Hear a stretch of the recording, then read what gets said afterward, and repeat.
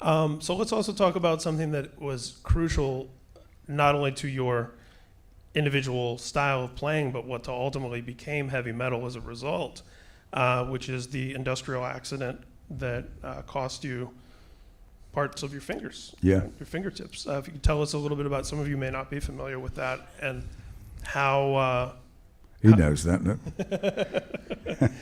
and how that ultimately changed the way that you play and changed the way that all of us play. Well, I worked in a factory like most people from where I lived.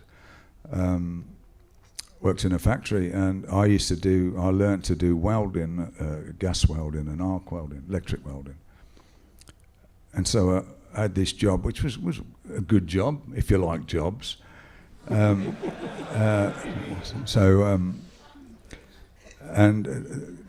be on a line, and they'd pass stuff down to me, and I'd weld it, and then it would go on to somewhere else. And the one day, the person that would be sending me the thing to weld, it never turned up, so they put me on this giant, huge press, I mean massive, a guillotine type press that would come down, bang, and bend the metal. And so I'm there with this machine, and I don't know what happened. I must have pushed my hand in, and of course, bang, it came down, and it just took the ends.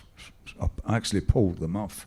As I pulled my hand back, it sort of pulled them off, and it was left with two stalks sticking out the bone sticking out the top of the finger. But it's ironic because the day that happened, I was going to leave that job because I'd had an offer to join a band to go professional and to go to Germany and to play in Europe, which was for me a fantastic opportunity.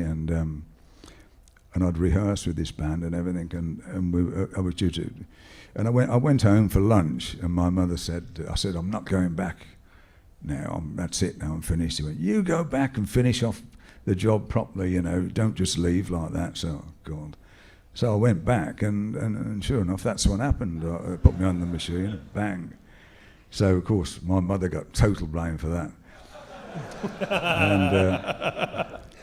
But it's just the way things are. You just never know what's around the corner, and that happened, and of course, and that changed my life entirely, because I thought, well, that's it. I went to the hospital, and they cut the bones off, and then they said, you might as well forget playing. And God, I was just so upset, and I wouldn't accept that there wasn't some way around it that I could be able to play. And so I sat at home, being miserable and moping about, and eventually somebody the manager of the factory brought me a record round, and it was an EP at that time, and he said, I want you to listen to this. I went, no, I don't want to listen to this. It's going to get more upset listening to another guitar player, He said, no, listen to it. So I listened to it. I went, yeah, it's really great. And then he said it was Django Reinhardt, who had an accident to his hand as well. And so it really sort of inspired me more to be able to overcome what had happened. And so I went to I tried to see different doctors, and they all said, no, you can't do it. And so I made my own tips. I got a washing up bottle, a plastic bottle, and melted it down into a ball. And then I got a hot soldering iron and would drill a hole out in it and fit it over my finger. So there's this big ball on my finger. And then I'd sit there for days just rubbing it down to make a shape of a finger.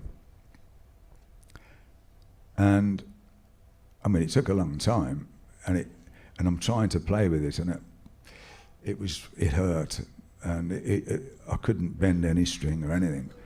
So I had to come up with an idea of what I could put on to grip the string, and I tried different cloths and material and just ripped off. And I had this old leather jacket from my rocker days, and so I decided to cut it up and put a bit of, try this leather, and it was great because it was a really old jacket. And glued it on, and it worked. But then I had to persevere for a long, long time to get to be able to get used to working with them. Because you imagine a big thing on the end of your finger, you know, and trying to find a guitar, you can't feel anything.